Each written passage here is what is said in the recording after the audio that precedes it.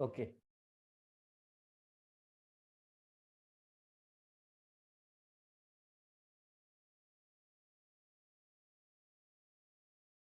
Okay, so let us start lecture number 8 of our thermodynamics.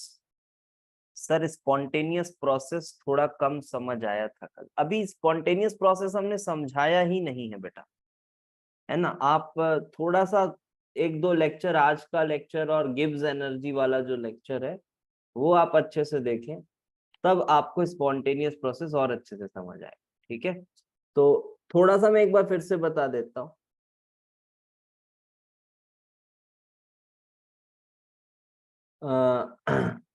देखो, हाँ, जो doubts है मैं पहले उसको बता देता हूँ आप लोगों को। कल जो लास्ट में कंक्लूड किया, if delta S universe is greater than zero, reaction is spontaneous.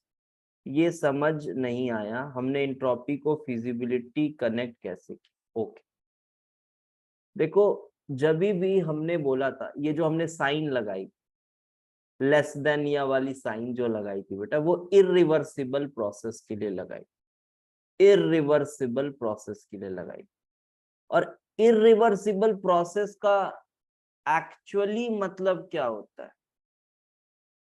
इसका एक्चुअली मतलब ये होता है कि ऐसा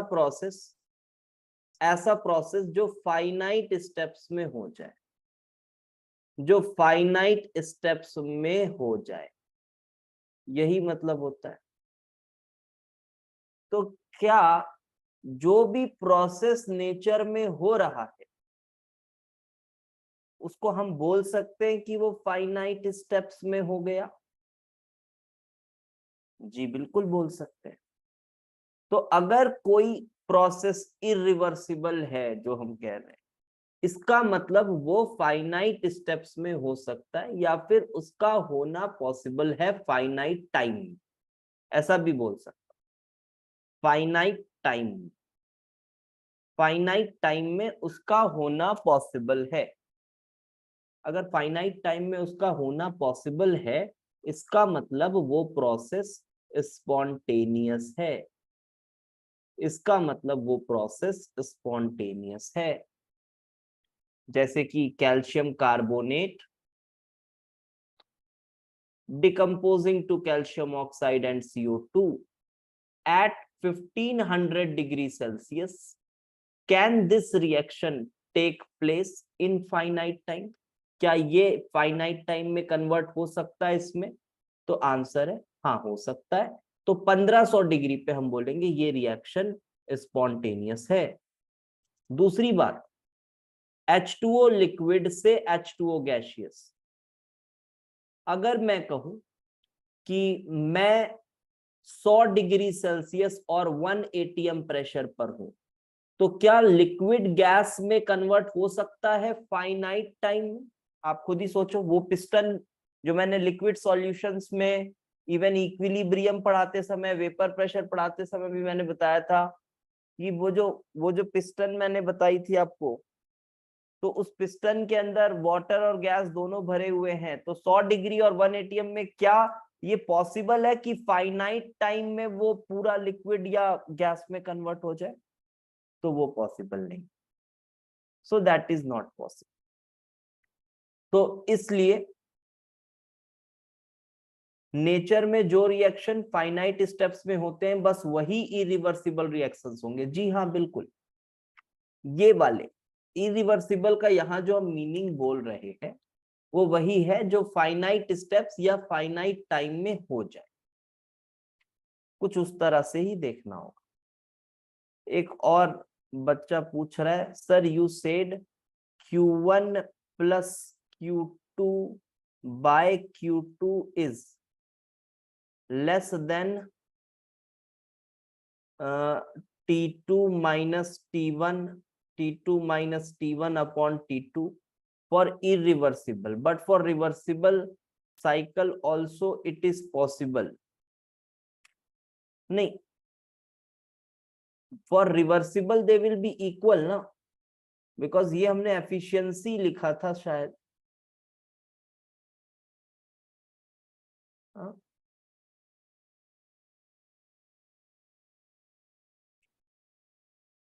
है ना।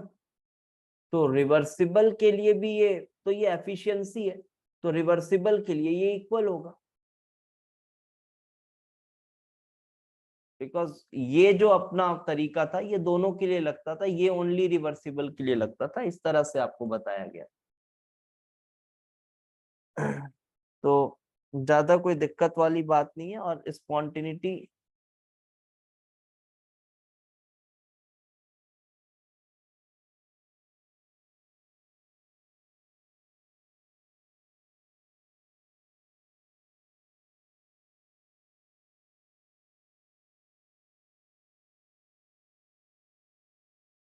क्या पूछ रहे हो? बस कारनॉट वाली रिवर्सिबल में इक्वल होगा? नहीं नहीं, अब वो कारनॉट से बात नहीं है, अब वो कारनॉट से बात नहीं है। आप वहां पे देखें तो वो सभी जनरल प्रोसेस की बात हो रही है, टोटल हीट एब्जॉर्ब। ये बात मैंने अगर बोलनी भूल गई होगी लास्ट क्लास में तो अभी बोल दे रहा हूँ। वो जो Q2 Q1 है ना, अब उसको आप टोटल हीट की तरह सोचे कि total heat gained in any process, और जो Q1 था वो टोटल हीट लॉस्ट, इस तरह से सोचे। वो सिर्फ कारनॉट वाली बात नहीं है,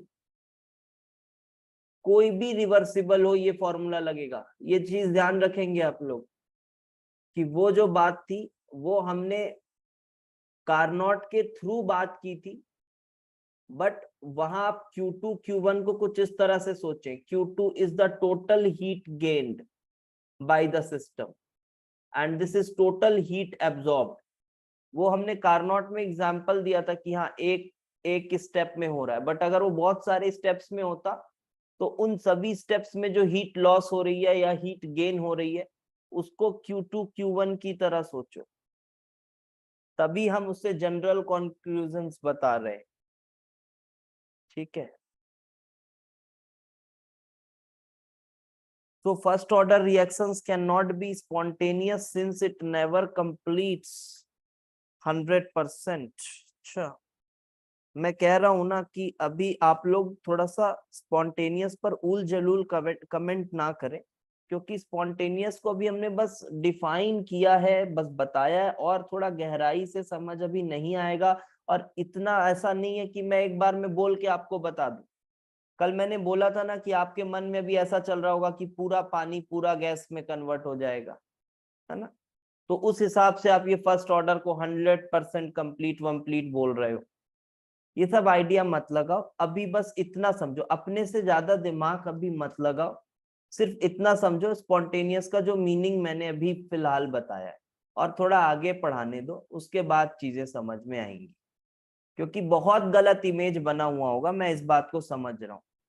ये कंप्लीट होने वाली बात जो है ना, स्पॉन्टिनिटी कंप्लीट होने की बात ही नहीं करती है। मैं इन शॉर्ट आपको बता दूं, अभी समझ आ जाए तो ठीक है, नहीं तो आगे और अच्छे से बताएंगे।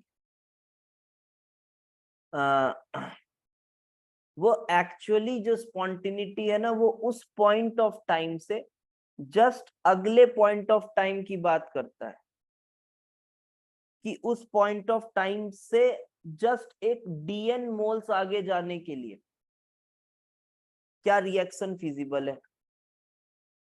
ठीक है, स्पॉन्टिनिटी का मतलब ये, वो हर पॉइंट पे डिफाइंड होता है स्पॉन्टिनिटी, इस टेम्परेचर, इस प्रेशर और इस पॉइंट ऑफ रिएक्शन पर स्पॉन्टेनियस है या नहीं, ऐसे होता है। जस्ट वेट, वो मैं अभी आगे पढ़ाऊं।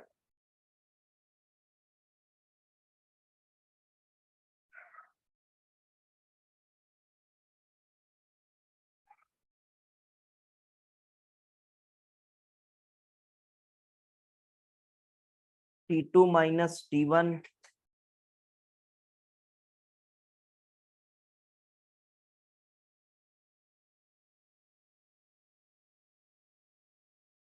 ठीक है, मैं इसको भी बता रहा हूँ, रुको।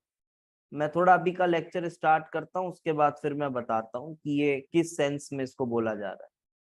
फिर से ये क्वेश्चन टैग करना एक बार, ठीक है, मैं बताता हूँ क्लास के बाद। हाँ जी, चलो।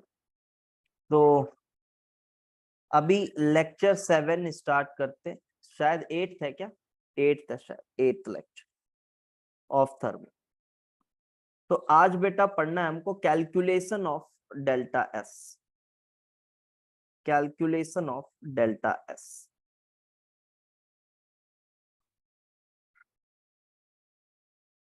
नहीं रिकॉर्डिंग स्टार्टेड है ऑलरेडी, रिकॉर्डिंग स्टार्टेड है।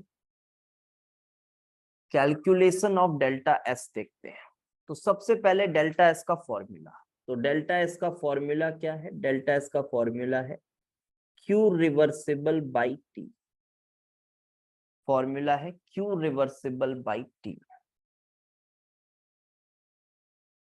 तो क्या ये फॉर्मूला सफिशिएंट इनफ है हर जगह यूज करने के लिए? क्या ये फॉर्मूला सफिशिएंट इनफ है? तो आंसर है नहीं। बिकॉज जो टेम्परेचर है, जो टेम्परेचर है, this is not constant throughout. हर जगह हर समय ये टेम्परेचर जो है ना, ये कांस्टेंट नहीं होता है। तो हमें कुछ ऐसा करना होगा कि जो टेम्परेचर वाला पोर्शन है वो सॉर्ट आउट हो जाए। तो क्या करा जाए? तो देखो चलो, ये क्यू रिवर्सिबल बाई टी है, तो क्यू रिवर्सिबल को हम यूज करेंगे फर्स्ट लॉ और उससे थोड़ा सा खोलेंगे। तो हमको पता है that du is equals to Q plus W. So Q के जगह पे you can write du minus W by T, and then du की जगह पे you can write ncv dt minus pdv by T. And yes, जब जैसे ही मैंने यहाँ पे ncv dt लिखा, इसका मतलब आप ये समझिए कि ये बात हो रही है फॉर आइडियल गैस। ये बात हो रही है फॉर आइडियल गैस। तो ये आपको आ गया। अब ये माइनस माइनस है तो ये प्लस पीडीवी है, और ये डेरिवेशन कोई मुश्किल नहीं है, बहुत आराम से बच्चों आप भी कर सकते हैं। Delta S is equal to NCV dt by T और पीडीवी, तो पी को आप एनआरटी बाई वी लिख देंगे और इंटीग्रेट कर देंगे। तो क्या मिलेगा बेटा? NCV l n T2 by T1 plus इधर हो जाएगा NRT, तो TT कट जाएगा, क्या बचेगा? सिर्फ NRLN V2 by V1, NRLN V2 by VN। So this is delta S.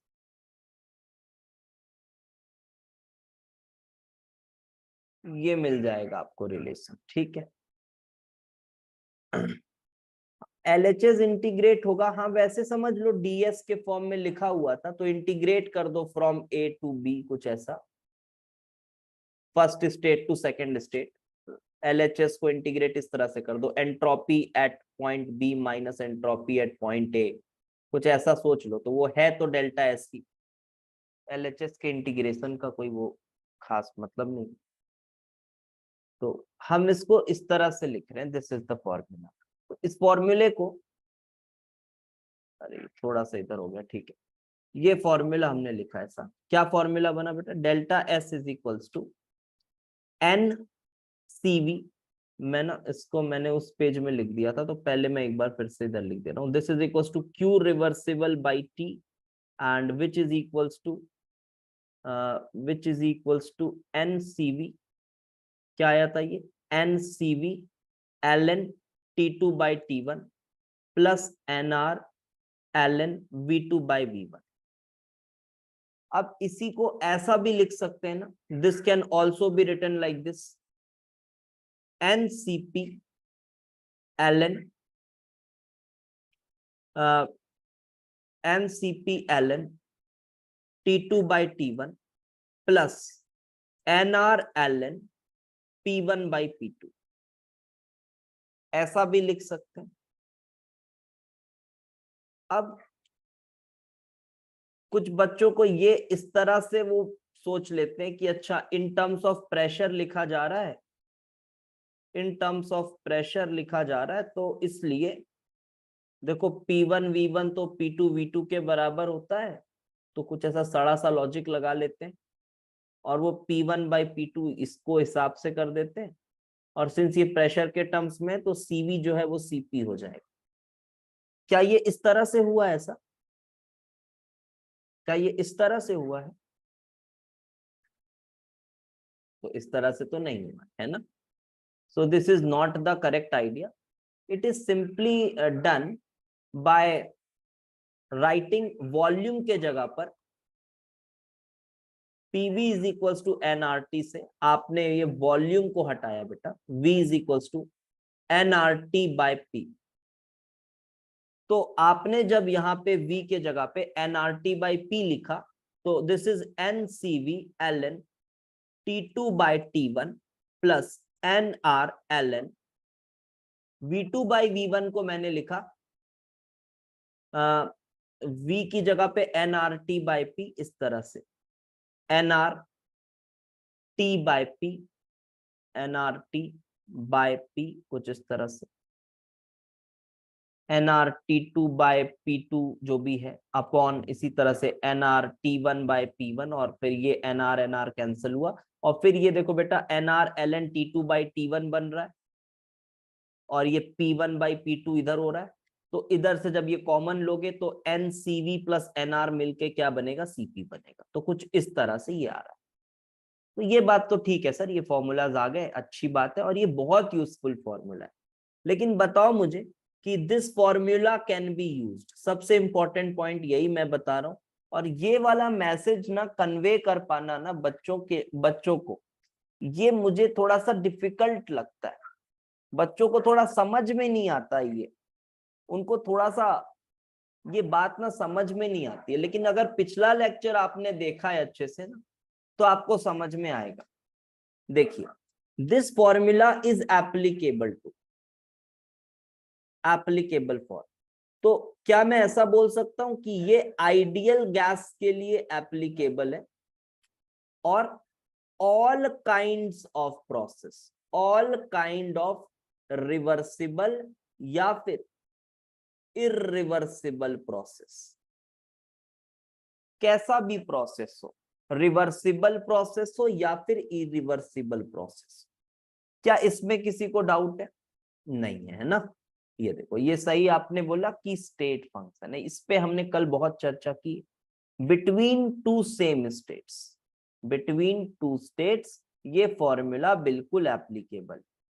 Sir हमने डिराइव करते वक्त तो देखो आप PV is equal to nRT use कर रहे हो, फिर क्यों रिवर्सिबल था सर? ये कोई बात नहीं, डिराइव करते समय आपने एक रिवर्सिबल पाथ से डिराइव किया. जो फॉर्मूला फाइनली बन के बैठा है वो फॉर्मूला हम यूज कर सकते हैं for reversible as well as irreversible process. अब आगे बढ़ते हुए ये डाउट मुझसे कोई मत पूछना, ठीक है? ये डाउट मत पूछना, ये चीज आपके दिमाग में अच्छे से सेट हो जानी चाहिए. चलिए तो आगे बढ़ते हैं. This was for ideal gas. Now for real gas, what is the formula? For real gas, if I talk about, so for real gas, we can have a formula only at constant volume. जब हम उस dv को जब हम उस delta U को NCV delta T लिख पाए.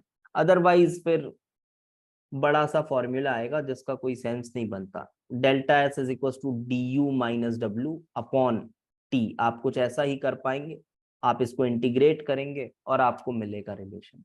बट यहाँ पे कंडीशन अगर लगा दें हम एट कांस्टेंट वॉल्यूम, तो एट कांस्टेंट वॉल्यूम हम बता सकते हैं क्या रिलेशन.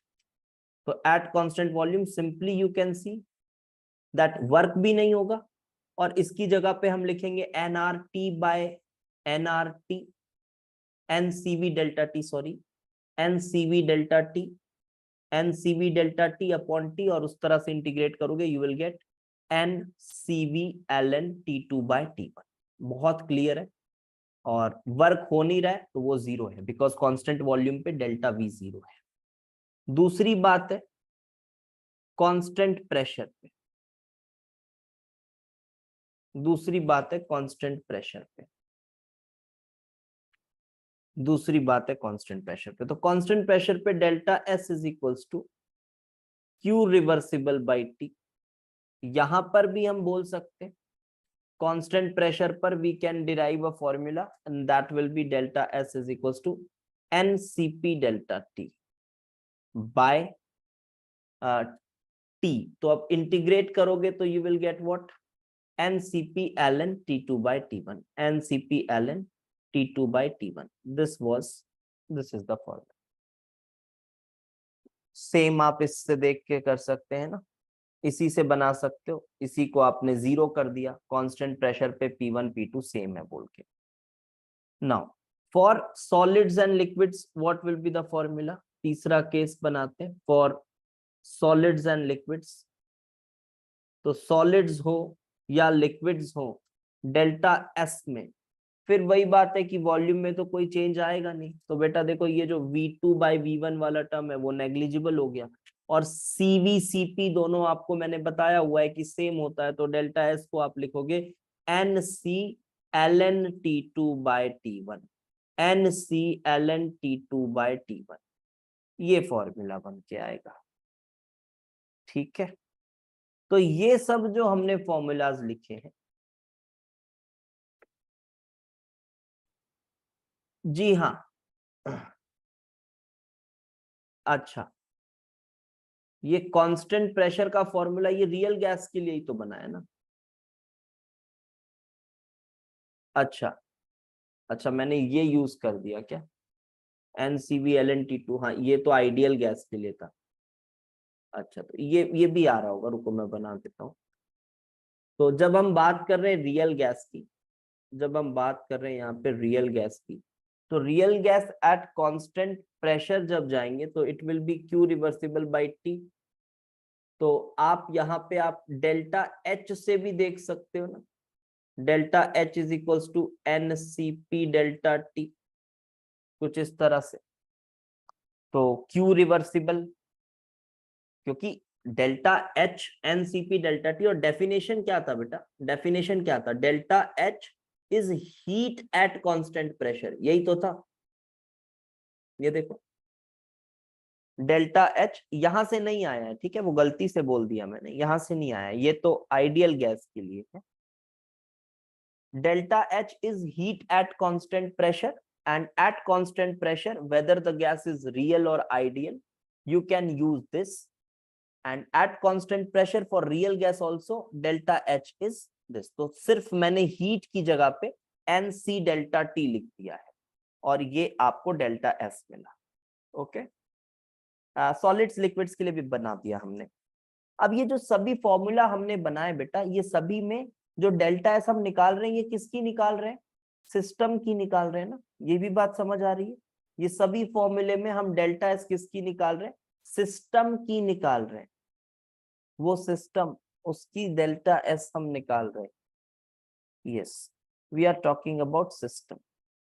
तो यहां पर भी हम सिस्टम की बात कर रहे हैं. तो सर और क्या होता है, और सराउंडिंग होता है, क्योंकि डेल्टा सिस्टम से हमें कुछ खास पता तो चलता नहीं है, क्योंकि टोटल जब हम स्पॉन्टेनिटी बता रहे हैं किसी प्रोसेस की तो वो डेल्टा एस यूनिवर्स के थ्रू हम बताते हैं. तो we need to find delta S surrounding as well. तो हमें डेल्टा एस सराउंडिंग भी चाहिए. तो डेल्टा एस सराउंडिंग का कॉन्सेप्ट बहुत आसान है, अच्छे से समझ में आ जाएगा. तो फॉर दैट डेल्टा सराउंडिंग, देखो रूट फॉर्मूला तो चेंज होना नहीं है, क्योंकि वो तो एक पाथ फंक्शन था ही, सॉरी स्टेट फंक्शन था ही. Delta S surrounding, delta S कहीं का भी निकालो तो ये होना चाहिए ना फॉर्मूला. बट क्यू रिवर्सिबल, किसका क्यू, सराउंडिंग का क्यू, किसका क्यू, सराउंडिंग का क्यू. अब एक मजेदार बात ये है कि सराउंडिंग जो है वो इतनी बड़ी है, सराउंडिंग इतनी बड़ी है, इतनी बड़ी है सराउंडिंग कि अगर सिस्टम में surrounding is so large that any process occurring in system can never change its temperature. Surrounding के टेम्परेचर में कोई बदलाव नहीं आएगा, कितना भी कुछ भी बड़ा प्रोसेस ले लो। अब आप बोलोगे नहीं सर मैं सिस्टम ही बहुत बड़ा ले लूं, अरे कितना भी बड़ा सिस्टम ले लो, यूनिवर्स की बात हो रही है यार, है ना। आप पूरा मिल्की वे गैलेक्सी को भी अगर सिस्टम की तरह सोचो तो भी वो बहुत छोटा है सराउंडिंग के कंपैरिजन, ठीक है। तो ये मत बोलना सर सिस्टम अगर बहुत बड़ा हुआ तो नहीं हो सकता ऐसा, तो ये चेंज नहीं होगा, तो ये टी चेंज नहीं होगा, ठीक है। तो अब एक काम और लेकिन हो सकती है, लेकिन जब ये जो हीट ऑफ सराउंडिंग है ये तो डिफाइंड है ना, कि यार सराउंडिंग ने कितनी हीट लूज की या गेन, तो इसके लिए कौन सी बड़ी बात है सर, आप सिस्टम को पकड़ो, सिस्टम को देख लो, सिस्टम ने कितनी हीट लूज की या गेन। अगर सिस्टम ने Q amount of heat lose की है तो वो हीट सराउंडिंग को मिल जाएगी, तो सराउंडिंग ने उतनी गेन की है, तो सिंपल सा फंडा है। दैट मीन्स मैं लिख सकता हूं Q surrounding is equal to Q system का नेगेटिव। सभी बच्चे एग्री करते होंगे इसके साथ, कोई डाउटफुल है ही नहीं, ये बात तो आसान है। Q surrounding is minus of Q system, so yes now we can say that यहां पे minus Q system by T, minus Q system by T. अब बात आती है कि सर ये Q जो है ये पाथ, ये पाथ में क्या चेंज आएगा, है ना, पाथ में क्या चेंज आएगा, मतलब ये कौन से पाथ का है, तो मैं बता दूं एनी प्रोसेस, आगे ये पॉइंट मैं लिखने वाला हूं, any process, any process occurring in system can be treated as reversible with respect to surrounding। ये एक एजम्पशन है जो हम मान के चलते हैं, मैं एक तरह का अप्रोक्सीमेशन बोलूंगा इसको, कोई प्रूफ नहीं आएगा इसके लिए, एक अप्रोक्सीमेशन है कि सराउंडिंग इतनी बड़ी है कि सिस्टम में कोई भी प्रोसेस हो सराउंडिंग के रिस्पेक्ट से वो रिवर्सिबल ही है, मतलब every time it will be in equilibrium with it, हमेशा वो उसके साथ इक्विलिब्रियम में रहेगा। Sir you derive ds greater than 0 by using q in universe is 0, then in that can you use minus q of system.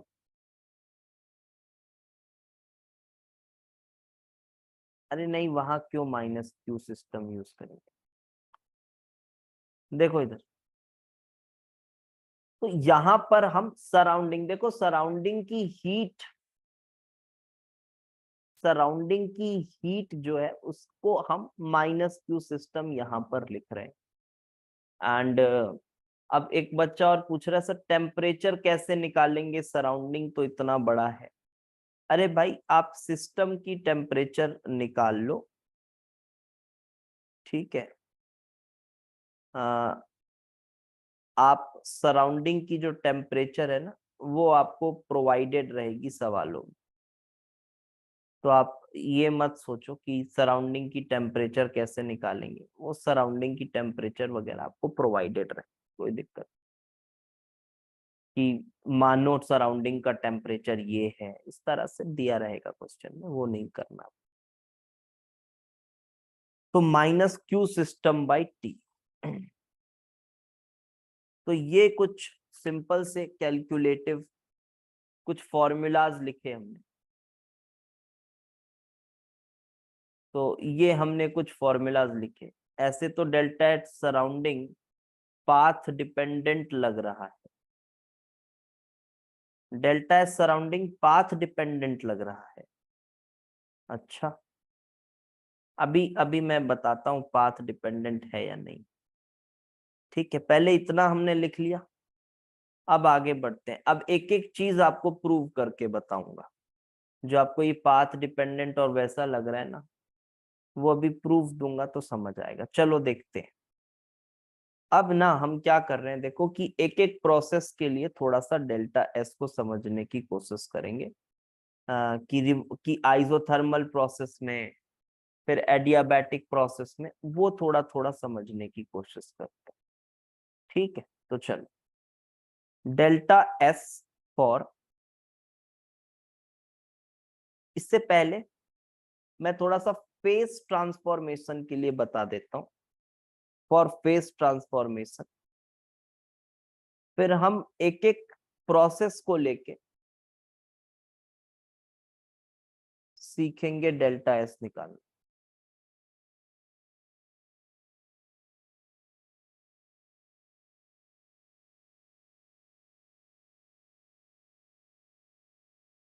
तो face transformation के लिए हमें डेल्टा एस निकालना है। तो इसके लिए भी मैं पहले आपको एक बार बॉइलिंग समझाना चाहता हूँ। 2 मिनट का समय दीजिएगा। मैं एक बार, 2 बार 3 बार समझा चुका हूँ इसको। वेपर प्रेशर पढ़ाते टाइम लिक्विड सॉल्यूशंस में भी समझा चुका हूँ, पहले थर्मोडायनेमिक्स में भी समझा चुका हूँ, बट एक बार फिर से समझाना पड़ेगा बॉइलिंग का मतलब। सेम वही एग्जाम्पल दे रहा हूँ फिर से, कि you have a piston and you have here liquid. यहाँ पे लिक्विड है आपके पास, और मैंने कहा कि बाहर का प्रेशर अगर 1 atm है, बाहर का प्रेशर अगर 1 atm है, या फिर अभी सपोज करो 1.1 atm है, बाहर का प्रेशर 1.1 atm, और ये जो सॉल्यूशन है ये 90 डिग्री सेल्सियस पर लिक्विड है। सॉल्वेंट जो है ये 90 डिग्री सेल्सियस पर यहाँ पे रखा हुआ है, और लिक्विड में ये वाटर है मानो। तो क्वेश्चन ये था कि इस कंटेनर के अंदर लिक्विड बस होगा, या लिक्विड और गैस दोनों होगी, या फिर सिर्फ गैस होगा। तो एक बार में बहुत बच्चों का आंसर लिक्विड प्लस गैस दोनों आता है। ठीक है, लेकिन अभी आपको ये बात अच्छे से समझनी पड़ेगी जब हम फेस ट्रांसफॉर्मेशन पढ़ रहे हैं उससे पहले, कि बेटा जब ये बाहर का प्रेशर 1.1 atm है ना, तो वाटर जो है, लिक्विड वाटर, वो एक तरह का इक्विलिब्रियम मेंटेन करा हुआ है उसने गैस के साथ, जिसको हम वेपर प्रेशर बोलते हैं। और जो वेपर प्रेशर होता है वाटर का at 90 degree Celsius, it is obviously less than 1 atm। ये 1 atm से कम होता है। तो होगा क्या कि यहाँ पे जो आपके पास गैस बनी है, ये चाहेगी कि वो लेस देन 1 atm वाले प्रेशर को एक्वायर करे, क्योंकि उस टेम्परेचर पे उसे अपने इक्विलिब्रियम को अटेन करके रखना है। बट बाहर का प्रेशर 1.1 atm है, जो कि इस अंदर वाले प्रेशर से, सपोज करो 0.9 atm प्रेशर दिया हुआ है, उससे ज्यादा है, उससे ज्यादा है। तो क्या होगा, अल्टीमेटली वो पिस्टन अंदर आएगी, अंदर का प्रेशर बढ़ेगा, फिर कंडेंसेशन स्टार्ट हो जाएगी, बिकॉज प्रेशर बढ़ना अलाउड नहीं। 0.9 का 0.9 ही रहना चाहिए, कंडेंसेशन हो जाएगी, फिर और compress, condensation, compress, condensation, condensation, condensation, and ultimately you will have only liquid over there. आपके पास अल्टीमेटली सिर्फ लिक्विड बचेगा। तो बॉइलिंग का क्या मतलब है? तो बॉइलिंग का क्या मतलब है कि एक ऐसा टेम्परेचर है 100 डिग्री सेल्सियस।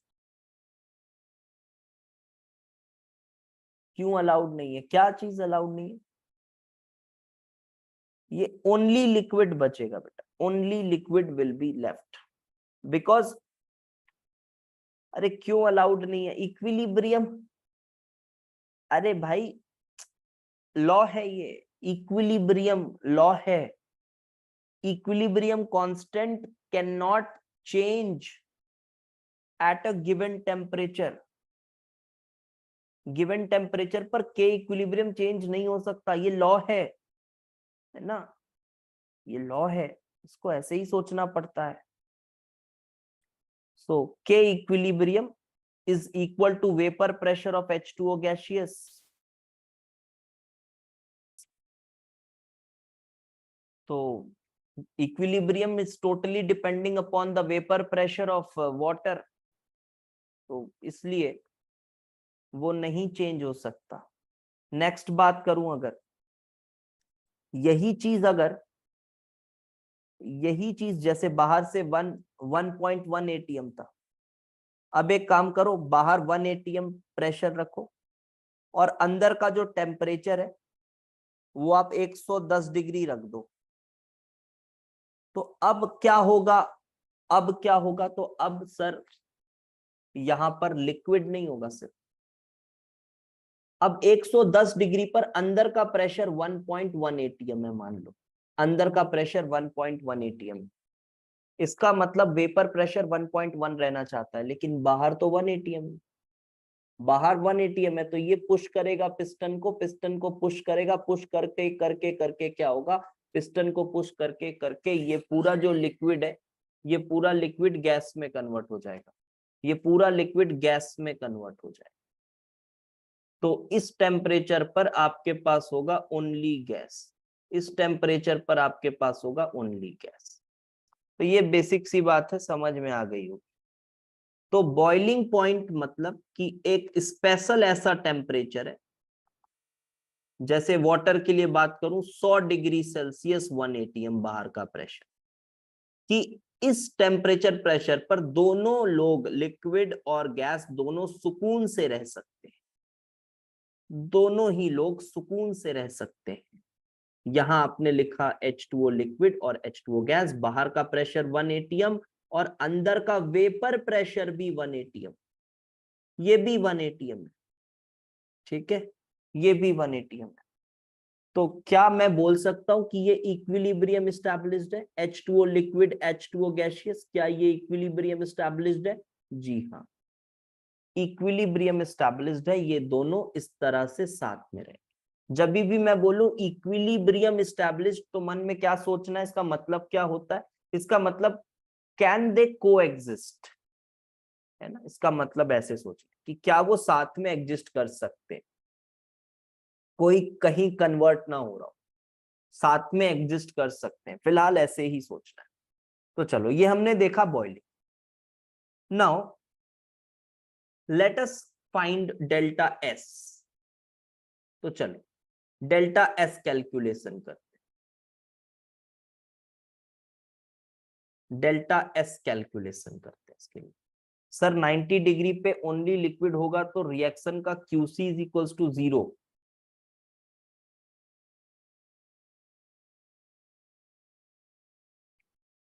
अरे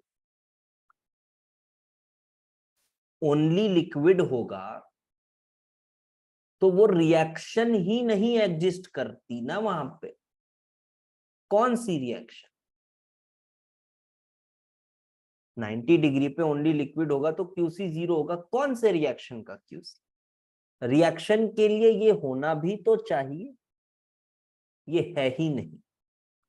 तो जब वो होगा अंदर, तब एक इक्विलिब्रियम आप बोल सकते. तो उसका कोई मतलब नहीं है कि क्यूसी 0 हो रहा है. वो है तभी उसका कोई सिग्निफिकेंस. तो देखिए, डेल्टा एस कैलकुलेशन अगर मैं करूं, तो आप ये बताइए, अब ध्यान से देखना, यहां से थोड़ा और कंफ्यूजन स्टार्ट होता है कि आपके पास बाहर 1 एटीएम का प्रेशर है, अंदर 1.1 एटीएम का प्रेशर है. आपने मानिए 400 केल्विन टेम्परेचर रखा. 400 केल्विन टेम्परेचर रखा. तो क्या आप अभी ऐसा सोच पा रहे हैं कि ये वाटर जो है, क्या ये प्रोसेस स्पॉन्टेनियस है? वाटर लिक्विड से गया वाटर गैस, क्या ये स्पॉन्टेनियस है? बाहर 1 एटीएम और 400 केल्विन टेम्परेचर रखा, तो हाँ सर स्पॉन्टेनियस है. हाँ सर स्पॉन्टेनियस है.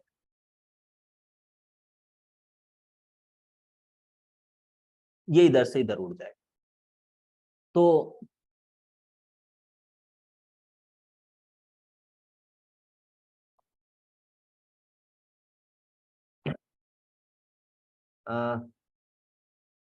तो फिर 110 डिग्री पर इनिशियली सिर्फ लिक्विड है तो रिएक्शन क्यों हुआ? 110 डिग्री पर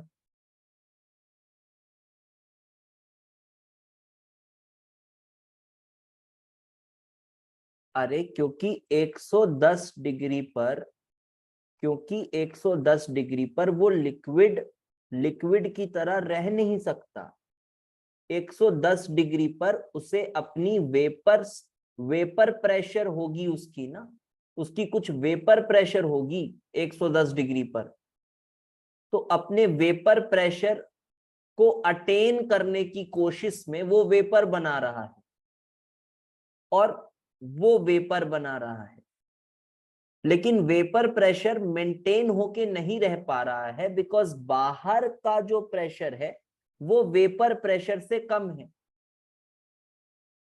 तो पिस्टन ऊपर जाता ही चला जा रहा है, जाता ही चला जा रहा है, तो लिक्विड फिर भी वो इवेपरेट होता जाएगा, इवेपरेट होता जाएगा, सो दैट वो अपनी वेपर प्रेशर जो कि 1.1 एटीएम है उसको अचीव कर सके।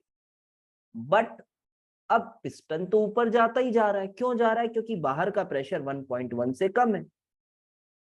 तो अल्टीमेटली आपका जो लिक्विड है वो खत्म हो जाएगा और सिर्फ आपके पास गैस बचेगी, H2O गैस, और वो सिर्फ एक गैस का प्रेशर होगा, आप ऐसा बोल सकते हो, गैस का प्रेशर होगा। और वो भी कितना प्रेशर होगा?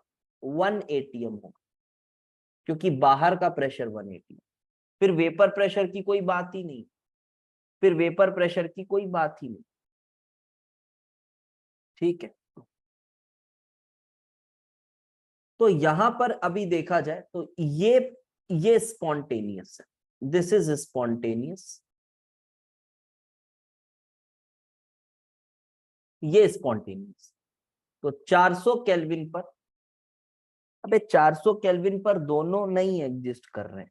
मैं रुको, मैं स्पॉन्टेनियस का मतलब बता देता हूं, तुम लोग गधों टाइप सवाल कर रहे हो, इसलिए मैं एक बार मतलब बता देता हूँ जो असल मतलब है। ठीक है, असल मतलब मैं बता देता हूँ, थोड़ा सा समझ आ जाएगा तो ठीक है। स्पॉन्टेनिटी जो हम बताते हैं ना, वो हर एक पॉइंट के बाद बताते हैं कि यार इस पॉइंट के बाद, अभी इस पॉइंट से आगे जाने के लिए स्पॉन्टेनियस है या नहीं, फिर यहां से स्पॉन्टेनियस है या नहीं, फिर यहां से इधर जाने के लिए स्पॉन्टेनियस है या नहीं। इस तरह से स्पॉन्टेनिटी बताई जाती है। स्पॉन्टेनिटी का मतलब ये नहीं पूरा उड़ाना है अभी फिलहाल। तो थोड़ा सा सब्र रखो यार, मैं समझ में आएगा, ये ऐसे नहीं समझ में आ जाएगी हर चीजें। ठीक है, थोड़ा सा सब्र रखो इसके लिए। इधर उधर का कॉन्सेप्ट सब दिमाग में घुसा हुआ है, तो इसलिए उल्टे सीधे सवाल आ रहे हैं। तो ये एग्जिस्ट नहीं कर रहा है, मैं कह रहा हूं ये एग्जिस्ट नहीं कर रहा है। मैं कह रहा हूं कि H2O लिक्विड को अगर आप कंटेनर में 400 केल्विन पर रख के छोड़ दो, तो क्या वो H2O गैस में कन्वर्ट होना उसके लिए स्पॉन्टेनियस है उस पॉइंट ऑफ टाइम से? क्या वो कन्वर्ट हो सकता है H2O गैस में? तो आंसर है हाँ सर, हो सकता है। तो आंसर है हाँ, वो हो सकता है, कन्वर्ट हो सकता है। तो वो कन्वर्ट हो सकता है। तो वो जो कन्वर्ट हो रहा है, तो क्या उसने हीट बाहर से ली है? हाँ, हीट ली है, तो वो हम कह दिया उसको, हमने कह दिया उसको क्यू है वो, that is Q. Q amount of heat उसने लिया है। तो क्या डेल्टा एस, अगर हमें इस हीट की वैल्यू पता चल जाए तो क्या हम डेल्टा एस निकाल पाएंगे? क्या हम डेल्टा एस निकाल पाएंगे? Delta S Q by T, क्या ये निकल जाएगा डेल्टा एस इससे? यस और नो बताइए, थोड़ा समझ आ रहा है कि नहीं? देखिए, तो इससे डेल्टा एस नहीं निकल पाएगा, इससे डेल्टा एस नहीं निकल पाएगा, नॉट पॉसिबल। क्योंकि ये जो प्रोसेस है, अभी फिलहाल आप ऐसा सोचो कि ये जो प्रोसेस है ये तो फाइनाइट स्टेप्स में हो जाएगा। आप एक पिस्टन इमेजिन करो 400 केल्विन, अभी आप ऐसे ही सोचो, अभी आप ऐसे ही सोचो, आप पिस्टन इमेजिन करो और आप सोचो 400 केल्विन पर अगर आपने रखा हुआ है, तो 400 केल्विन पर अगर आपने रखा हुआ है H2O लिक्विड को, तो क्या वो H2O लिक्विड H2O वेपर में कन्वर्ट हो जाएगा फाइनाइट टाइम में? तो हाँ, हो जाएगा। तो वो H2O वेपर में कन्वर्ट हो जाएगा फाइनाइट टाइम में, और अगर वो हो जाएगा इसका मतलब ये जो हीट है वो इरिवर्सिबल हीट है। तो ये डेल्टा एस तो इससे नहीं निकल सकता, इससे डेल्टा एस तो नहीं निकल सकता। तो ये एक पॉइंट है। तो फिर क्या करा जाए, तो इसकी डेल्टा एस कैसे निकाली जाए, तो अभी भी ये क्वेश्चन मार्क है। देखो अभी तक हमने इतना नहीं पढ़ा कि हम इसकी डेल्टा एस निकाल पाए, क्योंकि डेल्टा एस निकालने के लिए तो हमें रिवर्सिबल हीट चाहिए, और ये 400 केल्विन पर जब हम बात कर रहे हैं तो 400 केल्विन पर ये प्रोसेस होना फिजिबल है, और यदि ये होना फिजिबल है तब हम कहेंगे कि यार अगर ये होना फिजिबल है तो हम कहेंगे ये इरिवर्सिबल प्रोसेस है या स्पॉन्टेनियस प्रोसेस है, इसलिए हम इसका जो क्यू है वो यूज नहीं कर सकते। तो ये कैसे करेंगे, ये अभी इस पे पॉज बटन लगाओ, अभी वो समझ में आएगा। ये जो पर्पस है हमारा वो अभी सॉल्व नहीं हो पाया है। मतलब अगर हमें कुछ ऐसा फेस ट्रांसफॉर्मेशन करना है तो इसका पर्पस अभी हमारा सॉल्व नहीं हो पाया है, इसको हम सॉल्व करेंगे, अभी देखते हैं कैसे। अब एक दूसरा केस लो, अब आप इसी में इस तरह से सोचो, आप इस तरह से सोचो कि if you have H2O liquid, H2O liquid, और यहाँ पे H2O गैस, और ये दोनों बाहर से 1 ATM, एंड आपका जो टेम्परेचर है वो 373 केल्विन है, ये 373 केल्विन।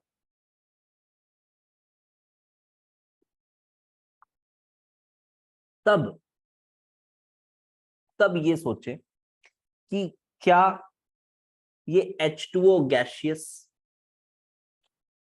से H2O लिक्विड का कन्वर्शन, अब यहां आपको ऐसे सोचना है कि आपको इस गैसियस को लिक्विड में कन्वर्ट करना है। आप पिस्टन सोचिए, वही पिस्टन, आप उसी पिस्टन को सोचिए ऐसे, और ये दोनों चीजें आपस में इक्विलिब्रियम पर है। तो क्या ये पॉसिबल है कि आप इसको वेपराइज करा दें, क्या ये पॉसिबल है कि आप इसको वेपराइज करा दें? तो ये थोड़ा समझा पाना मुश्किल होता है, ये वाला पोर्शन, इसको वेपराइज कराना है। तो ये लग रहा है कि यार ये देखो पॉसिबल नहीं है, बिकॉज इक्विलिब्रियम मेंटेन्ड है, इक्विलिब्रियम मेंटेन्ड है, मतलब H2O gaseous H2O liquid equilibrium maintain है, और हमें अगर ये कन्वर्ट करना है, अगर हमें ये कन्वर्ट करना है ना, अगर ये कन्वर्ट करना है तो हमें ये काम इस तरह से करना है कि इक्विलिब्रियम इज मेंटेन्ड, कि इक्विलिब्रियम मेंटेन ही रहे, इक्विलिब्रियम इज मेंटेन्ड। तो उस इक्विलिब्रियम को मेंटेन रखते हुए अगर हमें कन्वर्ट करना है तो ये काम इनफाइनाइट स्टेप्स में किया जा सकता है। This can be done in infinite steps, ये इनफाइनाइट स्टेप्स में हो सकता है कि एक थोड़ी सी आपने हीट दी है, आप इनफाइनाइटली सोचना पड़ेगा आपको, और उस हीट से जब वेपराइजेशन हुआ है तो इक्विलिब्रियम अभी भी मेंटेन्ड है, इक्विलिब्रियम डिस्टर्ब नहीं होना चाहिए, इक्विलिब्रियम डिस्टर्ब नहीं होना चाहिए। ये कन्वर्ट हुआ है, थोड़ा सा आपने हीट दिया है, थोड़ा सा हीट, एकदम डीक्यू अमाउंट ऑफ हीट आपने दिया है, थोड़ा सा ये इवेपोरेट हुआ है, so that equilibrium is always maintained. तो इक्विलिब्रियम मेंटेन रखते हुए ये काम को आप कर सकते हैं। तो ये एक तरह का इनफाइनाइट स्टेप्स में किया जा सकता है, इनफाइनाइट स्टेप्स में किया जा सकता है, एंड इस वजह से हम ये कहते हैं कि ये एक तरह का रिवर्सिबल प्रोसेस, ये एक तरह का reversible process, this is a kind of reversible process. तो ये रिवर्सिबल प्रोसेस है। तो भाई इसमें जो हीट लगी होगी, हमने ये जो थोड़ी थोड़ी हीट जो मैं कह रहा हूं दे रहे, तो इसमें जो हीट लगी होगी दैट इज डी क्यू।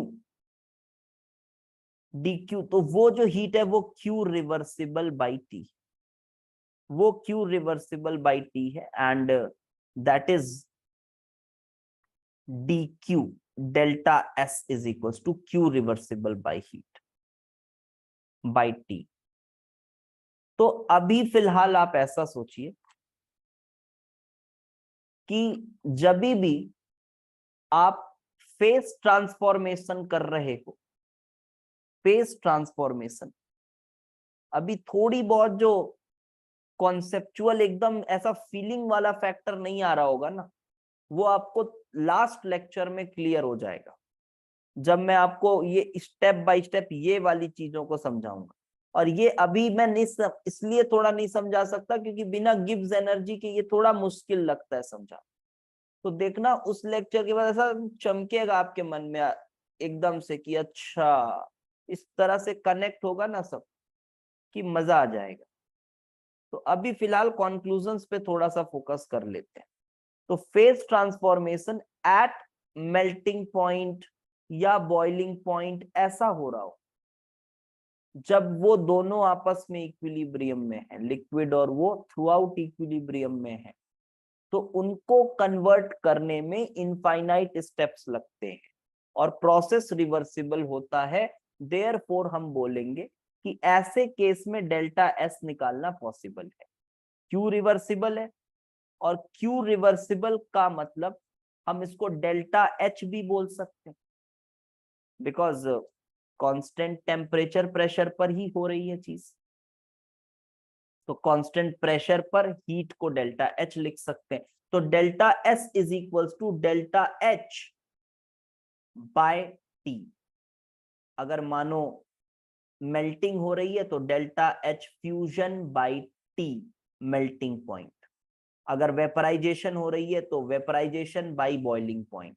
तो this can be used, this is the formula जो हम यूज कर सकते हैं entropy change for reversible process. आप ये फॉर्मूला यूज कर सकते हो। Again don't try to feel this कि लाइक आप पूरा वाटर वेपराइज कर रहे हो, आप उसके लिए सोच रहे हो, तो नहीं समझ आएगा क्योंकि वो सही डायरेक्शन है ही। वेपराइज करेंगे या नहीं इक्विलिब्रियम प्रेशर पे डिपेंड करेगा।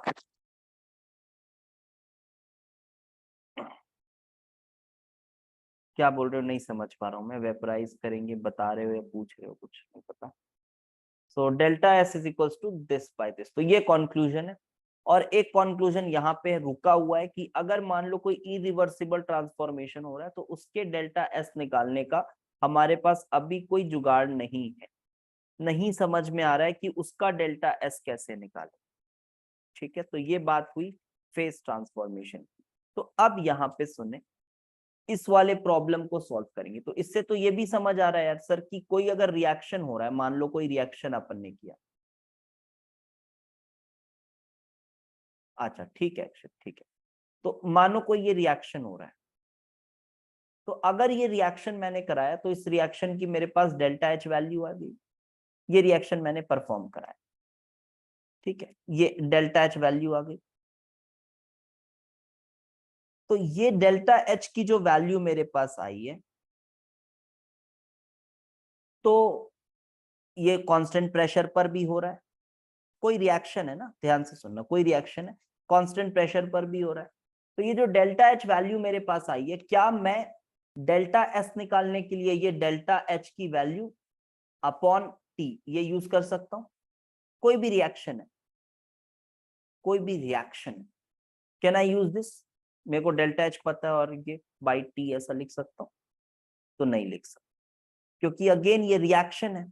अब रिएक्शन है तो फिर वही बात आ गई सर, ये तो फाइनाइट स्टेप्स में हुआ है, और यदि ये फाइनाइट स्टेप्स में हुआ है तब तो ये एक तरह का इरिवर्सिबल प्रोसेस है। तो आप देखो इरिवर्सिबल हीट को आप यूज नहीं कर सकते, तो this is also not possible. तो फिर वही बात आ गई, तो सर इसके लिए क्या करें? तो इसको भी अभी थोड़ा सा पॉज करो। तो हमारे जो दो पर्पस हैं और जो बहुत इंपॉर्टेंट पर्पस है, उसके बिना कुछ होगा नहीं। क्योंकि जो प्रैक्टिकली जो रिएक्शंस हो रहे हैं, प्रैक्टिकली जो फेस ट्रांसफॉर्मेशन हो रहा है, उसका हम डेल्टा एस नहीं निकाल पा रहे हैं, क्योंकि हमारे पास फॉर्मूला नहीं। तो अब यहां आपके इसके बीच रिवर्सिबल पाथ निकाल के नहीं कर सकते क्या? नहीं, नहीं निकल पाएगा वो रिवर्सिबल पाथ। ऐसा रिएक्शन के बीच का रिवर्सिबल पाथ सुनने में अच्छा लगता है, बट वो नहीं निकल पाएगा। ठीक है, तो उसका जो सॉल्यूशन है वो मैं बता रहा हूं आपको। वो सॉल्यूशन आता है थर्ड लॉ ऑफ थर्मोडायनेमिक्स। कहाँ आता है? Third law of thermodynamics. Third law of thermodynamics has the solution for it, has the solution for it. Third law के पास इसका सॉल्यूशन है। अच्छा, तो क्या सॉल्यूशन है? तो उसके पहले हमको थोड़ा सा समझना पड़ेगा physical significance of entropy. Physical significance of entropy, entropy की फिजिकल सिग्निफिकेंस समझना। तो क्या है फिजिकल सिग्निफिकेंस? तो अब यहां से हम पहला पॉइंट बोलेंगे कि जब एंट्रोपी को देखा गया कि कहाँ पे पॉजिटिव आ रही है, कहाँ पे नेगेटिव, हर तरह से विजुअलाइज किया गया, तो कुछ पैनल ऑफ साइंटिस्ट ने बोला यार कि अगर हमें इसको समझना है तो एक रैंडमनेस जैसा कुछ सोचें और फिर हम इसको लगाएं ना, तो ये हर जगह फिट हो जा रहा है। अगर हम रैंडमनेस जैसा इसको देखें तो ये फिट हो जा रहा है हर जगह। मतलब अगर इसे हमें अपनी दुनिया के हिसाब से समझना है, जिस तरह से हम सोचते हैं, अगर वैसे समझना है तो हमें इसे रैंडमनेस की तरह सोचना होगा।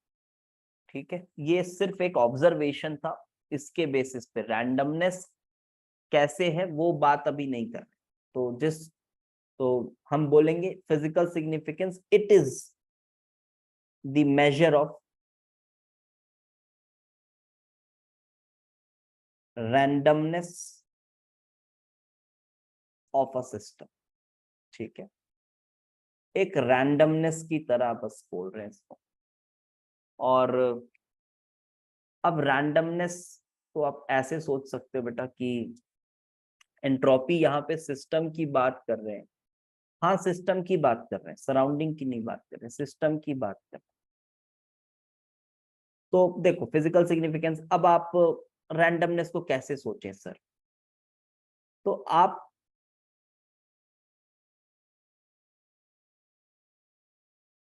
मोर एंट्रोपी मोर रैंडमनेस ट्रू है। अब इसके थोड़े आगे पीछे भी क्या लिखा है वो भी पता होना चाहिए, ऐसा ये अधूरा सा स्टेटमेंट है, मोर एंट्रोपी मोर रैंडमनेस। बट हाँ ठीक है, बोलने के लिए ठीक है कि क्योंकि entropy measure of the randomness है, तो मोर एंट्रोपी मतलब मोर रैंडमनेस, ठीक है। बट थोड़ा आगे पीछे का भी कुछ हो तो ज्यादा अच्छा लगता है सुन के। तो अगर हम यहाँ पे कहें फॉर एग्जाम्पल, अगर हमें कंपैरिजन करना है कि एंट्रोपी कहाँ ज्यादा है कहाँ कम है, इस तरह से अगर कंपैरिजन करना है, तो हम देखो सॉलिड्स की बात करें, आप लिक्विड्स की बात करें, आप गैस की बात करें, तो गैसेस में रैंडमनेस कुछ नहीं, कोई फॉर्मूला नहीं लगाना, सोचना है कि अच्छा हाँ रैंडमनेस ज्यादा है कि नहीं। ठीक है, तो गैस की रैंडमनेस ज्यादा है। उसके बाद अगर सेम मेटल ब्लॉक है, सेम मेटल ब्लॉक है, जस्ट मैं थोड़ा आपको फिजिकल सिग्निफिकेंस बताने की कोशिश कर रहा हूँ। सेम मेटल ब्लॉक है, दो टेम्परेचर पर रखा हुआ है, एक मेटल ब्लॉक T1 टेम्परेचर पर रखा हुआ है, एक मेटल ब्लॉक T2 टेम्परेचर पर रखा हुआ है, और अगर T2 T1 से ज्यादा है तो हम बोलेंगे हाँ यार ये वाले की एंट्रोपी ज्यादा है, ये वाले की एंट्रोपी ज्यादा है। ठीक है, चेंज इन एंट्रोपी की बात नहीं कर रहा मैं, एंट्रोपी की बात कर रहा हूँ, एस, एंट्रोपी ज्यादा है, एंट्रोपी ज्यादा है, ऐसा बोल रहा हूँ। तो ठीक है सर, ये भी समझ में आया, ये भी समझ में आया। और कुछ एक आक एग्जाम्पल और लेते हैं सर, तो थोड़ा और अच्छे से समझ आएगा। अब देखो एक आक और बात बताते हैं, जैसे कि अगर समझ लो आप mixing two gases, mixing two gases, दो गैसेस को हम मिक्स कर रहे हैं।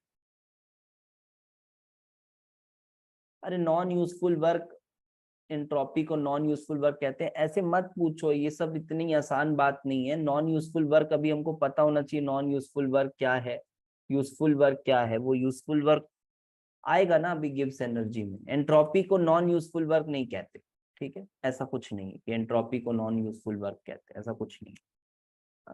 थोड़ा सा इररिलेवेंट तुम लोग क्वेश्चन पूछते हो तो फ्लो टूट जाता है। मिक्सिंग, एक मैंने गिब्स फ्री एनर्जी की वीडियो डाली हुई है, उसको देखना तो समझ में आएगा नॉन यूजफुल वर्क और यूजफुल वर्क क्या है। उस पर एक वीडियो डाली हुई है, अगर वो देखोगे तो थोड़ा समझ आएगा कि क्या है। सो मिक्सिंग टू गैसेस, दो गैसेस को मिक्स कर रहे हो, तो आप ऐसा सोचो, अच्छा हाँ यार एक गैस थी, दो गैसेस, दोनों को मिक्स कर रहे हैं, तो मन में इमेज बना लो, हाँ यार रैंडमनेस बढ़ रही है, रैंडमनेस बढ़ रही है, तो हम बोलेंगे कि हाँ एंट्रोपी बढ़ रही है, एंट्रोपी बढ़ रही है, एंट्रोपी बढ़ रही है, एंट्रोपी बढ़ रही है। तो अगर पहले का एंट्रोपी और फाइनल एंट्रोपी निकाला जाए तो फाइनल एंट्रोपी ज्यादा आएगी, तो डेल्टा एस जो आएगा हम बोलेंगे हाँ डेल्टा एस ज्यादा है, या डेल्टा एस ज्यादा मतलब डेल्टा एस पॉजिटिव आया, पॉजिटिव आया, एंट्रोपी बढ़ गई। गैस अगर एक्सपैंड हो रहा है, गैस अगर एक्सपैंड हो रहा है, तो गैस अगर एक्सपैंड हो रहा है तो भी हम कहेंगे नहीं, रिएक्टिंग गैसेस को मिक्स करेंगे तो फिर रिएक्शन अगर कोई हो जाए तो मैं उसको ले रहा हूँ पांचवा पॉइंट, तब बता रहा हूँ। ये सिंपली हम नॉन रिएक्टिव गैसेस को मिक्स कर रहे हैं, हम सिंपली नॉन रिएक्टिंग गैसेस को मिक्स कर रहे हैं। अच्छा अगर गैस एक्सपैंड हो रहा है, अगर गैस एक्सपैंड हो रहा है तभी भी हम बोलेंगे हाँ यार उसकी एंट्रोपी बढ़ रही है। एक्सपैंड होने से ना वो ज्यादा स्पेस कवर करता है, ज्यादा स्पेस कवर करता है, तो उसकी जो ओरिएंटेशन है, number of possible points where it can be, वो बढ़ जाते हैं। ठीक है, number of possible points where it can be, वो बढ़ जाते हैं। तो इस वजह से हम कहते हैं कि हाँ यार वहां भी रैंडमनेस ज्यादा है, वहां रैंडमनेस ज्यादा है, तो गैस एक्सपैंड हो रही है तो रैंडमनेस बढ़ती है। ठीक है, वॉल्यूम बढ़ रहा है तो रैंडमनेस बढ़ती है, वॉल्यूम बढ़ रहा है तो रैंडमनेस बढ़ती है। अब अगर हम बात करें कोई मॉलिक्यूल है और उसकी एटॉमिसिटी बढ़ रही, अगर एटॉमिसिटी बढ़ रही, तो एटॉमिसिटी बढ़ेगी ना तो भी उसका जो 3D में ओरिएंटेशन होगा वो बढ़ेगा, और इस वजह से हम कहेंगे कि हाँ यार वो भी ज्यादा रैंडम हो गया है। मतलब अगर हम एक O एटम को देखें, एक O2 मॉलिक्यूल को देखें और एक O3 मॉलिक्यूल को देखें, तो आप स्टेबिलिटी मत सोचिए यहाँ पर, है ना, आप स्टेबिलिटी मत सोचिएगा कि यार O3 ज्यादा, O2 ज्यादा स्टेबल है, नहीं, नंबर ऑफ पॉसिबल ओरिएंटेशंस आप ऐसे सोच लीजिए। तो सिंस वो इसके पीछे भी ना मैथमेटिकल है, ठीक है, इसके पीछे भी मैथमेटिकल चीजें हैं, लेकिन वो आप एटकिंस में पढ़ेंगे तो आपको काफी अच्छे से समझ आएगा। मैं ये पोर्शन के लिए एटकिंस एक बार सजेस्ट कर सकता हूँ, बट अगेन आपके पास अगर बहुत इफरात समय है तब आप देख सकते हो, अदरवाइज जो मैं पढ़ा रहा हूँ this much is enough to crack JEE advanced, ठीक है, मोर देन जेईई एडवांस्ड। तो आपको पढ़ने की जरूरत नहीं, हाँ लेकिन हाँ अगर आप वो किताब पढ़ेंगे या फिर मैं आपको अभी वो किताब खोलकर पढ़ाऊंगा तो ऑब्वियसली आपको थोड़ा और बेहतर फील आएगा, आपको अच्छे से समझ आएगा, अच्छा ये तो मैथमेटिकल है, समझ में आ रहा है।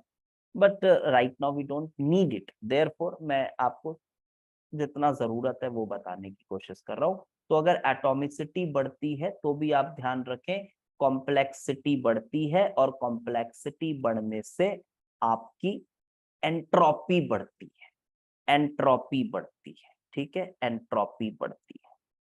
तो ये एंट्रोपी बढ़ी, ये एंट्रोपी बढ़ी, ठीक है, ठीक है सर, एंट्रोपी बढ़ती है, ये भी बात सर थोड़ी सी दिमाग में घुसी। अब क्या करें, अगर कोई रिएक्शन हो रहा है और अगर रिएक्शन के दौरान मोर number of gaseous moles form हो रहे हैं, मोर number of gaseous moles form हो रहे हैं। तो अगर गैसियस मोल्स बढ़ रहे हैं तो ऑब्वियसली गैसेस बढ़ रही हैं। मैं थोड़ा आज की क्लास को ना थोड़ा सा समराइज भी करूंगा कि क्या क्या कंक्लूजन हमने निकाला है, ठीक है। अभी समराइज भी करूंगा लास्ट में, थोड़ी सी लंबी लेंगे क्लास आज, थोड़ा सा समराइज भी करेंगे कि भाई हाँ ये चीजें हैं दिमाग में घुसी कि नहीं, इस तरह से थोड़ा सा देखते हैं। तो मोर नंबर ऑफ गैसियस मोल्स अगर हो रहे हैं तब हम बोलेंगे कि हाँ यार एंट्रोपी बढ़ी है, एंट्रोपी बढ़ी है, और डेल्टा एस उस रिएक्शन का क्या है, उस रिएक्शन का डेल्टा एस पॉजिटिव, उस रिएक्शन का डेल्टा एस पॉजिटिव। जैसे कि आप सिंपली देख रहे हो N2 प्लस H2, ये बहुत आसान चीज है, फॉर्म्स NH3। इसका जो फिजिकल सिग्निफिकेंस वाला पोर्शन है ना, ये बड़ा आसान में, क्योंकि ये डिजाइन ही इसलिए इस तरह से किया गया कि हमको समझ में तुरंत आ जाए। और जो मैथमेटिकल जो चीजें बनी थी वो समझ में नहीं आती है, बस वो मैथमेटिकली दिखती हैं कि हाँ ऑन पेपर वो है, तो बस हमको थोड़ा समझने के लिए हमने कुछ इस तरह से बताया। तो डेल्टा एस आप बोलेंगे हाँ सर डेल्टा एस इसका कम है, नेगेटिव है, क्योंकि जो गैसियस मोल्स हैं वो कम हो जा रहे हैं। जैसे कि आप यहाँ पे बोले तो 4 मोल्स थे, यहाँ पे 1 मोल है। अब फिर एक बच्चा ये पूछ रहा है सर लेकिन कॉम्प्लेक्सिटी तो बढ़ गई, तो मैं बता दूं आपको कि जब ये कॉम्प्लेक्सिटी और नंबर ऑफ गैसियस मोल्स वाला फैक्टर दोनों ही कॉन्ट्राडिक्ट कर रहे हो तो ये वाला फैक्टर डोमिनेंट रहेगा, ठीक है। मोल्स ज्यादा बन गए तो बस हो गया, वो एंट्रोपी ज्यादा बढ़ा देगा, वो एंट्रोपी ज्यादा बढ़ा देगा, सीधी सी वो एंट्रोपी ज्यादा बढ़ा देगा। सो ठीक है, ये पॉइंट भी समझ में आया, एंट्रोपी ये ज्यादा बढ़ा देगा। तो मोर number of gaseous moles, entropy. अब बेटा हम आ जाते हैं थर्ड लॉ पे, ठीक है। इतनी बातें काफी है इसकी फिजिकल सिग्निफिकेंस के लिए। Now let's come to the third law of thermodynamics. Third law of,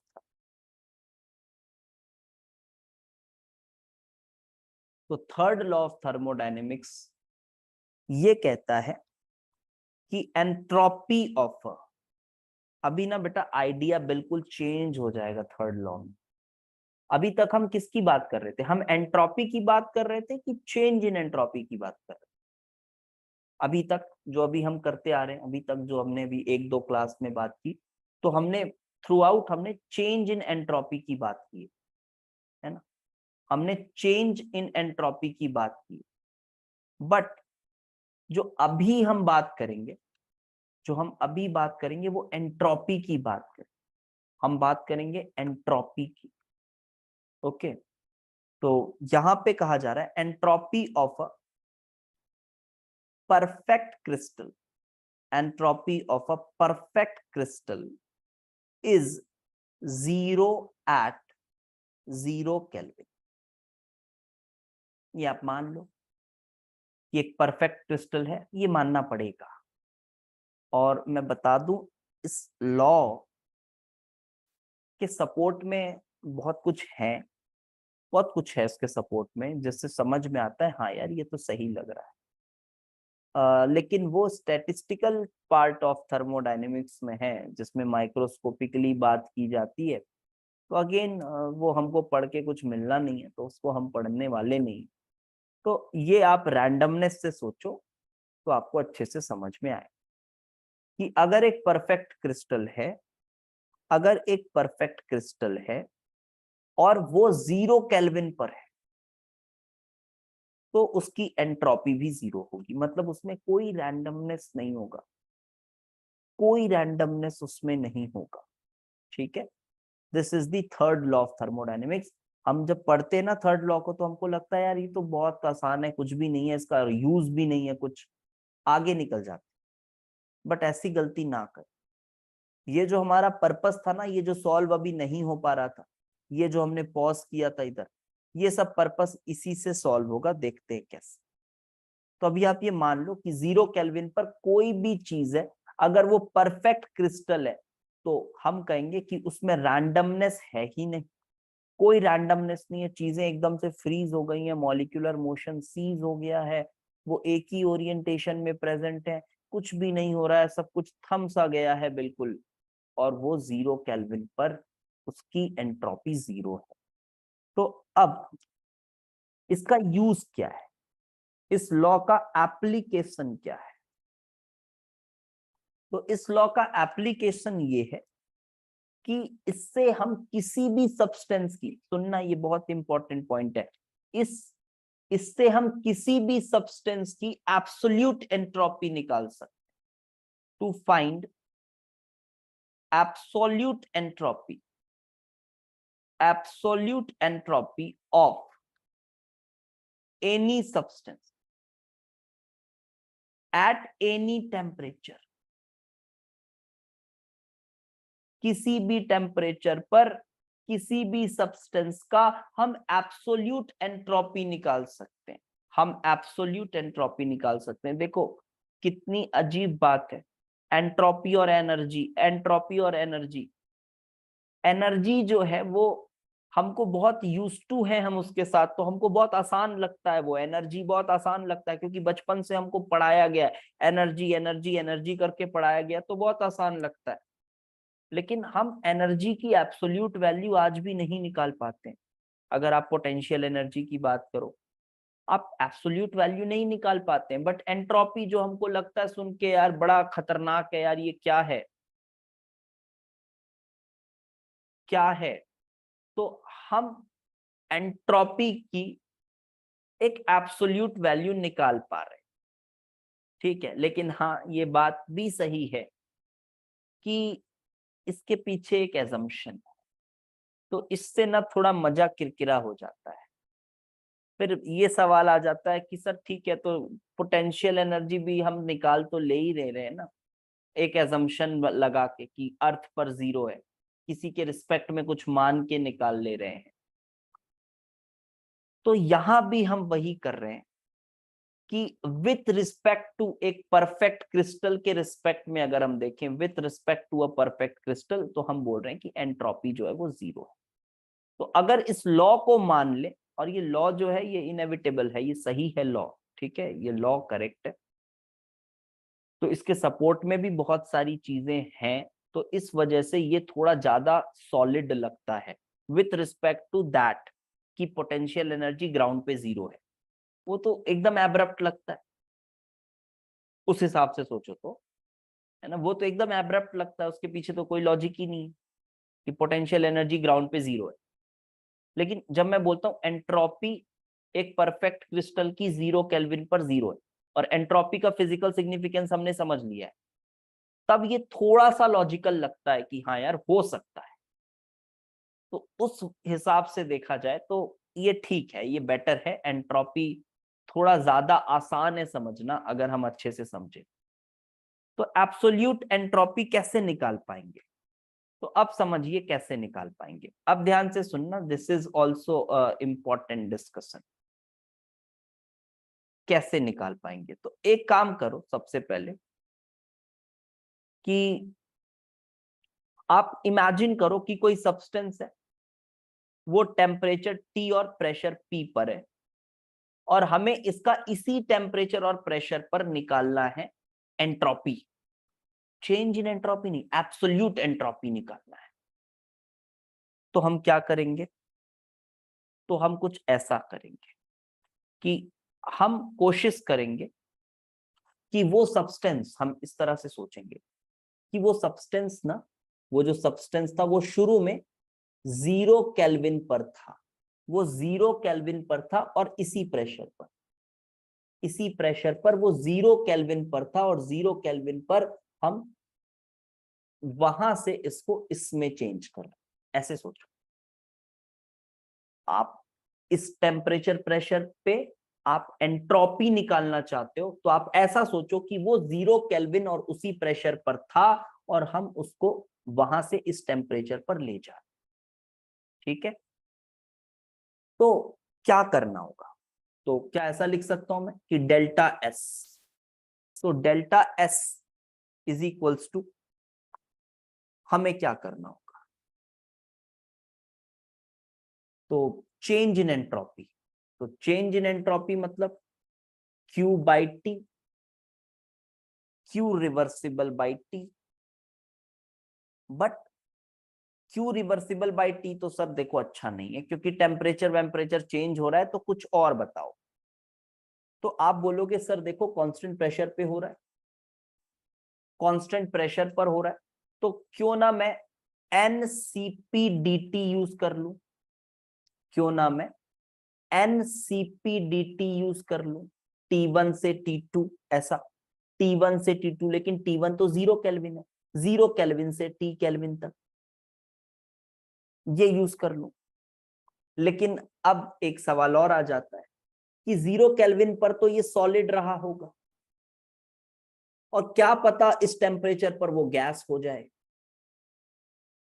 तभी भी ये डायरेक्ट ऐसे लिख पाना ठीक नहीं, क्योंकि इन बिटवीन क्या हो रहा है, फेस ट्रांसफॉर्मेशन हो रहा है, इन बिटवीन फेस ट्रांसफॉर्मेशन। तो ये भी सही नहीं लगता यार, लगता है कि ठीक है, लेकिन फिर फेस ट्रांसफॉर्मेशन भी हो रहा है। तो फेस ट्रांसफॉर्मेशन होगा तो ये सीपी भी जो है वो, अब सॉलिड का सीपी और लिक्विड का सीपी अलग है, गैस का सीपी अलग है, तो यार फिर क्या करें। तो थोड़ा सा यहाँ पे एक लेंदी प्रोसीजर यूज होता है। और मैं बता दूं आपको, ये प्रोसीजर जो है, they have asked this question in JEE Mains, complete calculation they have asked in JEE Mains 2019 का पेपर अगर आप देखोगे तो आपको ये क्वेश्चन मिलेगा, जहां पे उन्होंने एब्सोल्यूट एंट्रोपी की वैल्यू पूछी है। कैसे निकालते हैं, चलो सोचते हैं। तो देखो, सबसे पहले क्या किया, मानो बेटा 0 केल्विन पर था ये P प्रेशर पर, और इससे मैं इसे लेकर जा रहा हूं T केल्विन पर P प्रेशर पे, और T केल्विन पे सपोज करो ये गैस होता है।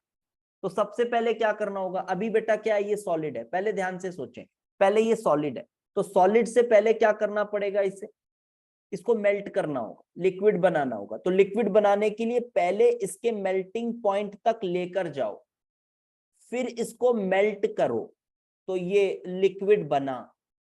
ठीक है, ये लिक्विड बना, फिर मेल्ट किया हमने, वो लिक्विड बना, और फिर लिक्विड बनने के बाद हमने उसको क्या किया, फिर उसको हमने गैस बनाना है, तो उसकी बॉइलिंग पॉइंट तक लेकर जाना है, और फिर उसकी बॉइलिंग पॉइंट पर उसका फेस ट्रांसफॉर्मेशन करना है, उसकी बॉइलिंग पॉइंट पर उसका फेस ट्रांसफॉर्मेशन करना है, तो उसे गैस बनेगा वो। फिर वो जो गैस है वो अभी अपने बॉइलिंग पॉइंट की टेम्परेचर पर है, तो उसको वहां से टी टेम्परेचर पर लेकर जाना है। ऑल्दो ये यहां से यहां तक ये गैस ही है, और यहां से यहां तक ये सॉलिड ही है, ध्यान से समझना, और यहां से यहां तक ये लिक्विड ही है, ये लिक्विड ही है। सॉरी सॉरी, यहां से यहां तक लिक्विड नहीं है, यहां से यहां तक जब लिक्विड कन्वर्ट करने के बाद उसके बॉइलिंग पॉइंट तक ले जा रहे हो, वो लिक्विड ही है। तो कुछ ऐसा लंबा प्रोसीजर आपको यूज करना होगा। तो चलो बताते हैं ये लंबा प्रोसीजर क्या है, ये लंबा प्रोसीजर क्या है ये समझाते हैं। सो देखिए, इस लंबे प्रोसीजर में हम ऐसा देखते हैं, 2019 में कुछ अलग ही बात थी। जी हाँ, 2019 में था पेपर, अजीब सा पेपर आया था, थोड़ा सा कुछ कुछ सवाल थे। ये मैंने NSEC वाली सीरीज में भी इस क्वेश्चन को पिक किया था, इस क्वेश्चन को, तो उसमें भी था, लेंदी था, बनाने लायक क्वेश्चन नहीं था, लंबा था वो। तो चलो देखो, तो क्या मैं ऐसा लिख सकता हूं, S entropy at temperature T minus entropy at 0 kelvin, ऐसा लिख सकता हूं, क्योंकि मैं 0 केल्विन से टेम्परेचर T तक लेकर जा रहा हूं। तो देखो शुरू में क्या किया होगा मैंने, शुरू में मैंने सिर्फ, मुझे क्या लगाना है, CDT लगा सकता हूं, CDT मतलब C या N भी बोल लो आप, लेकिन मैं स्पेसिफिक हीट कैपेसिटी, उसको मैं टोटल हीट कैपेसिटी लिख रहा हूं C into DT by T, तो आप उसको लिखोगे ln,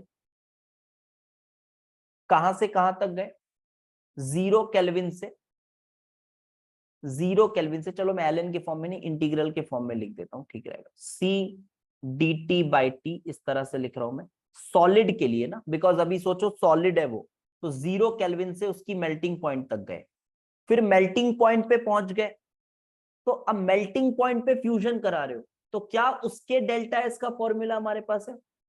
क्या उसके डेल्टा एस का फॉर्मूला है? हाँ है, सिंपल, ये वाला फॉर्मूला, ये वाला फॉर्मूला, ये फॉर्मूला है ना, क्योंकि एट मेल्टिंग पॉइंट या बॉइलिंग पॉइंट हो रहा हो तो वो रिवर्सिबल है, उसका फॉर्मूला हमारे पास है।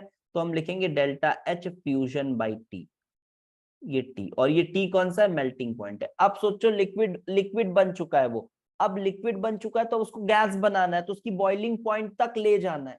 तो जब बॉइलिंग पॉइंट तक ले जा रहे हैं हम, तो हम बोलेंगे टी मेल्टिंग पॉइंट और T boiling point. T boiling point तक गया, लेकिन वो फेस ट्रांसफॉर्मेशन नहीं हुआ है, मेल्टिंग पॉइंट से बॉइलिंग पॉइंट तक जा रहा है तो फेस ट्रांसफॉर्मेशन नहीं हुआ है। तो व्हाट वी विल से, यहाँ पे हम सिंपल लिखेंगे C liquid into D T by T, ऐसा लिखेंगे, into D T by T. अब हम उसे बॉइल करा रहे हैं, अब हम उसे बॉइल करा रहे हैं, तो हम बोलेंगे delta H vaporization by T, इस तरह से, क्योंकि ये तो फॉर्मूला हमारे पास है। अब वो बॉइल भी हो चुका है, तो अब क्या करें, प्लस, अब उसके बॉइलिंग पॉइंट से, उसके बॉइलिंग पॉइंट से इस टी टेम्परेचर तक हम उसको लेकर जा रहे हैं, और यहाँ पे हम NCP/dt बाई टी यूज करेंगे। अब यहाँ C थोड़ा स्पेसिफिक हो गया है, CP यूज करना पड़ेगा, कांस्टेंट प्रेशर पे बात हो रही है, आप इसको यूज करें। एंड देन अगर आपने ये वैल्यू निकाल ली, ये पूरी वैल्यू निकाल ली, और इसको आपने बोल दिया कि ये तो जीरो ही है, ये तो जीरो ही है, और अगर आपने कह दिया कि ये जीरो है, तब आपके पास S at T and P की वैल्यू आ गई। लेकिन वही बात, आपने ये माना है कि ये जीरो है via second law, sorry third law of thermodynamics. तो इस तरह से ना एक हमारे पास आप समझ लो डेटा बैंक है, एक तरह से हमारे पास डेटा बैंक है, और उस डेटा बैंक में हमारे पास सबकी डेटा है, और आपको क्वेश्चन में वो दिया रहेगा, ये आपको निकालने की जरूरत नहीं है, सबके लिए, सभी के लिए एक डेटा बैंक है। और उस डेटा बैंक में आप ऐसा मान लो कि 298 केल्विन और 1 बार के टेम्परेचर प्रेशर पे हमारे पास डेटाज अवेलेबल है, डेटाज अवेलेबल है।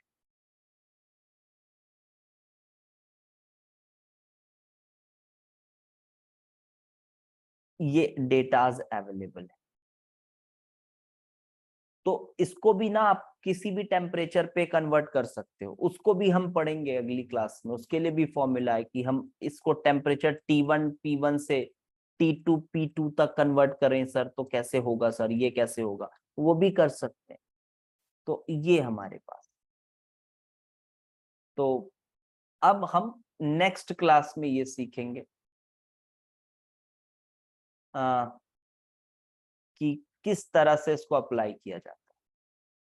तो देखो एक बार मैं अभी जो आज की क्लास में हमने पढ़ा उसको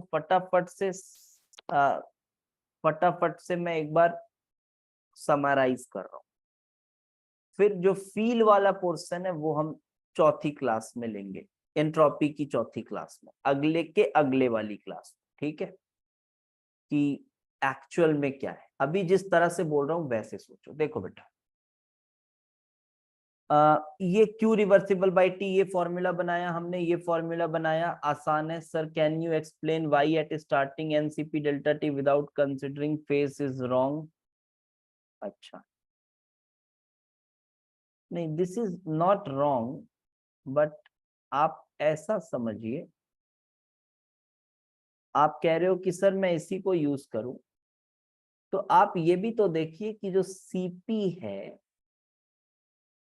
ये सॉलिड्स का अलग होता है, लिक्विड का अलग होता है, गैस का अलग होता है।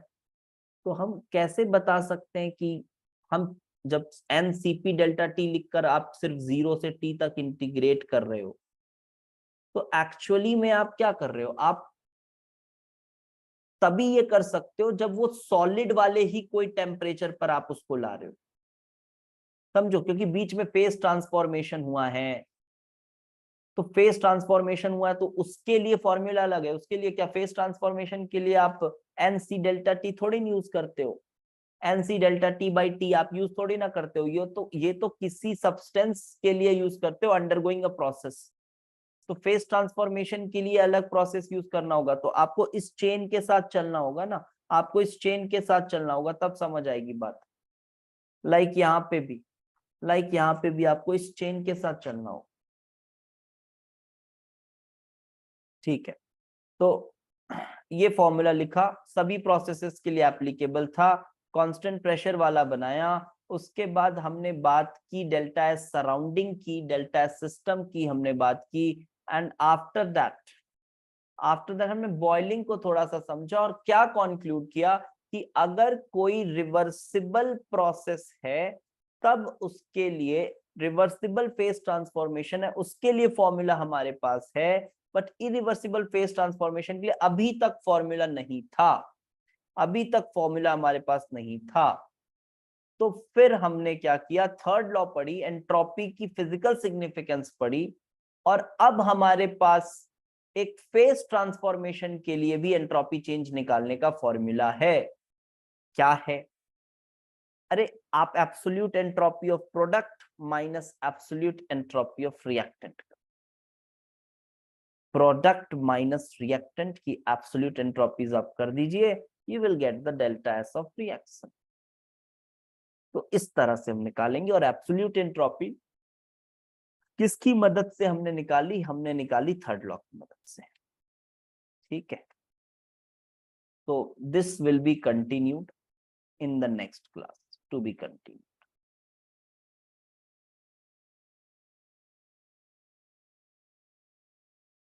ओके।